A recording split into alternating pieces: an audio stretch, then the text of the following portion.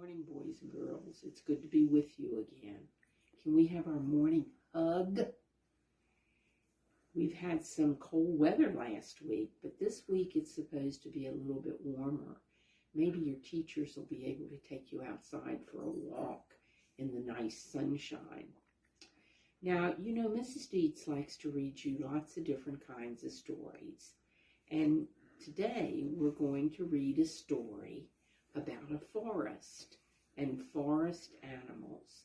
And one of the animals we're going to read about is a wolf.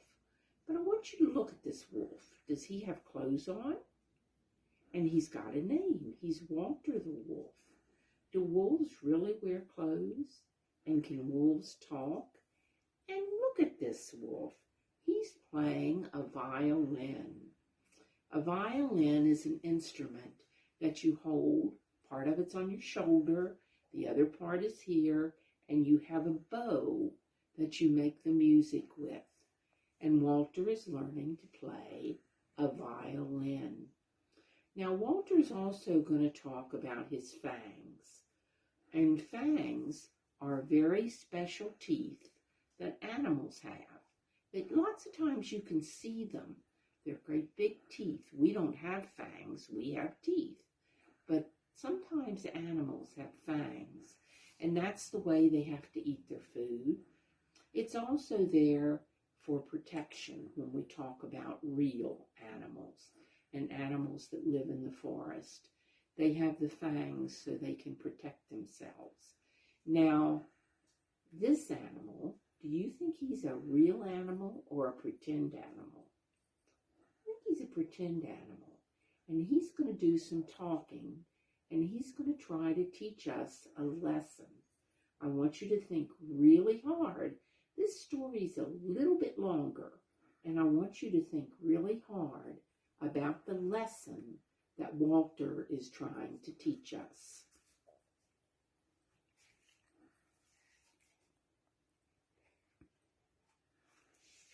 Now remember that Mrs. Deitz is going to read, and then she's going to turn the book around for you to see the pictures. Once there was a wolf named Walter. He had glasses and two huge, perfectly matched fangs. Remember the fangs, that's the big teeth. And there was something else about Walter. He was perfect. Being perfect was hard. Walter did everything his mother told him to do. He practiced his violin 2 hours a day. He took singing lessons, and he wrote poetry. And he never used his fangs on other animals or people. And we have some pictures of Walter practicing his violin and singing.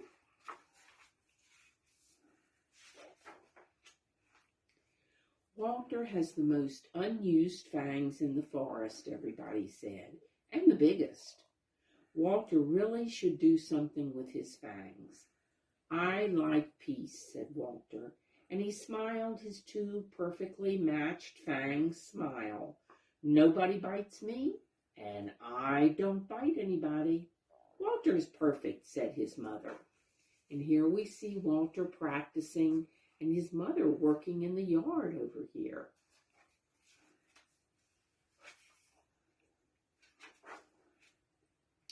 One day Wyatt, the fox, who lived in another forest, happened by. He saw Walter and his mother in front of their house. Walter was practicing his violin. Wyatt looked closely at Walter. Those are terrific fangs you have, he said. You really should do something with them. Walter just went on practicing his violin. You really should exercise those teeth, said Wyatt. Everybody says that, says Walter, putting down his violin. I eat a lot of crunchy food when I can find them. Here comes Wyatt. Do you think Wyatt's going to try to get Walter in trouble? Sometimes people try to get us in trouble. Now here comes Wyatt, and we see his mother, and we see Walter. But you need something you can really sink your teeth into, said Wyatt, and I have an idea for both of us. With my brains and your fangs, we can't lose. Wyatt the Fox, I don't trust you, said Walter's mother. But Walter said, maybe it will be easier than being perfect, Mother. You can't be sure about that, Walter, she said, but maybe you should find out for yourself.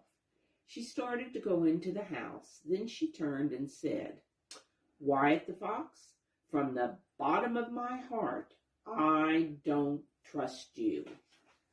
So here's Wyatt and Walter and his mother, but Wyatt's going to try to get Walter in trouble. And his mother, Walter's mother, does not trust Wyatt.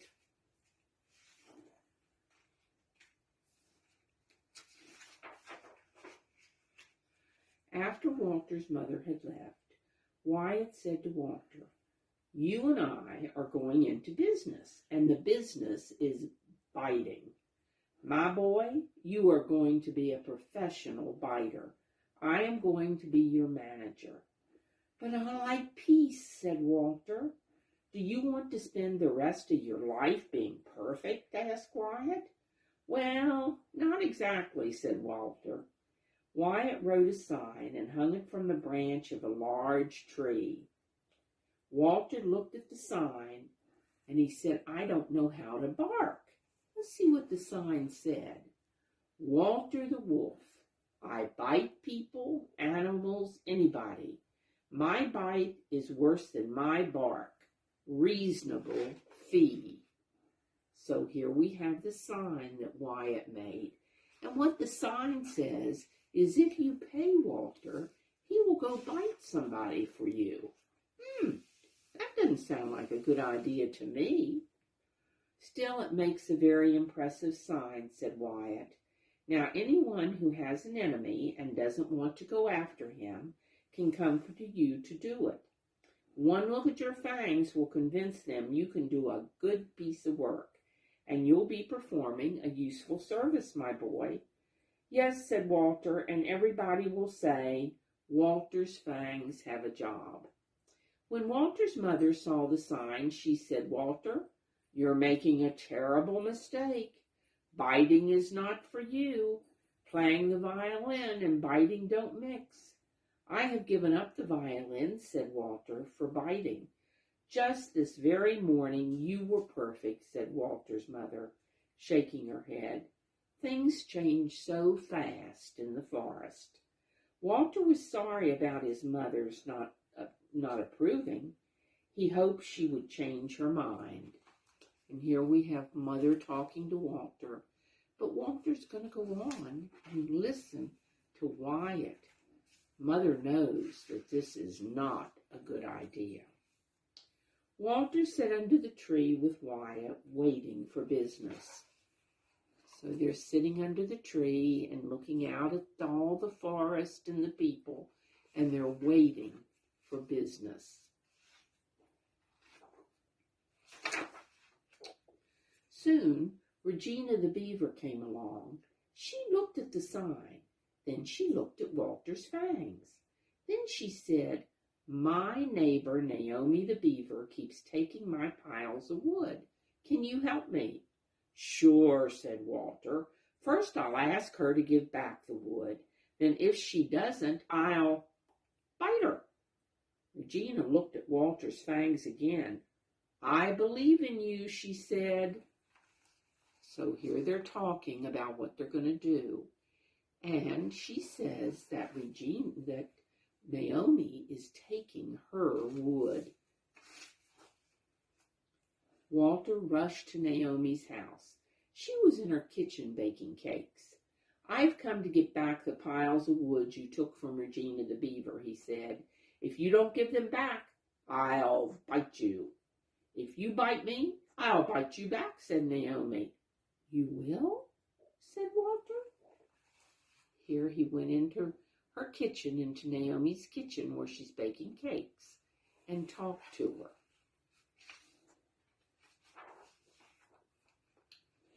Yes, said Naomi, and she opened her mouth and showed two perfectly matched, sharp front teeth. Don't you even want to run away from me? Asked Walter. No, said Naomi. You go away. I'm busy. What about the wood? Asked Walter. That wood is mine, said Naomi. It comes from my trees. Regina has her tree, and I have my tree. She didn't tell me that, said Walter. Regina wants everybody's wood, said Naomi. Well, don't just stand there with your tongue hanging out. As long as you're here, I'll give you some of my cake. So we see them talking, and Naomi's going to get some cake for Walter. Walter sat down.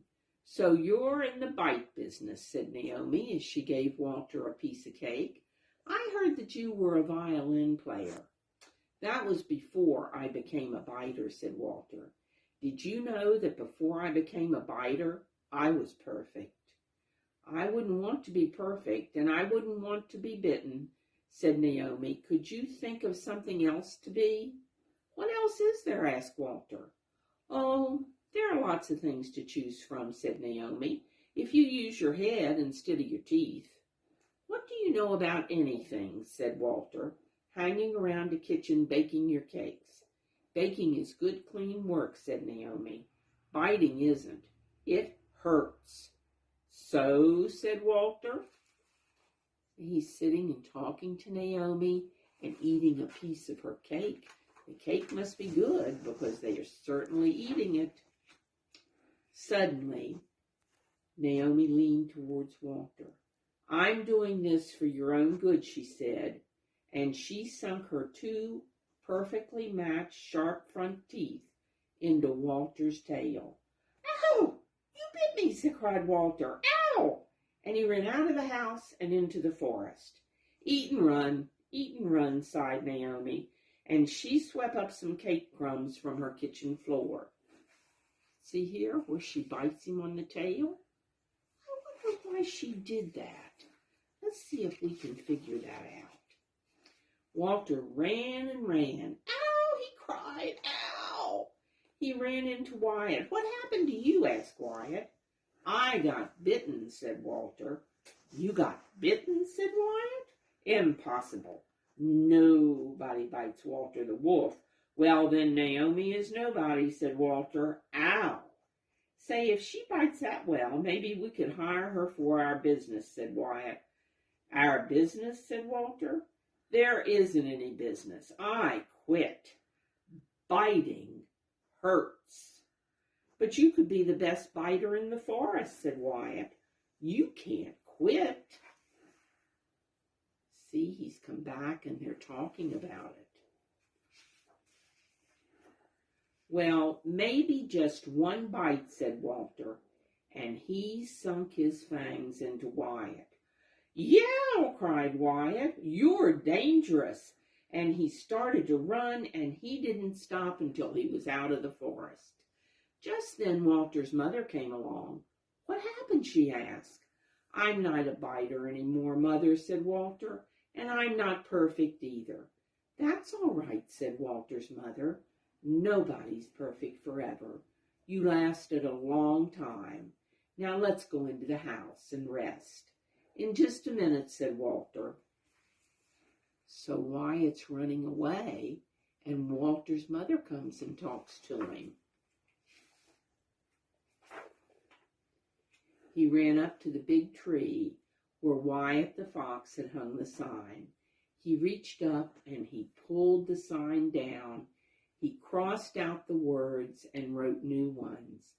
Then he hung the sign back up on the tree, and this time the sign read, Walter the Wolf, I have big fangs.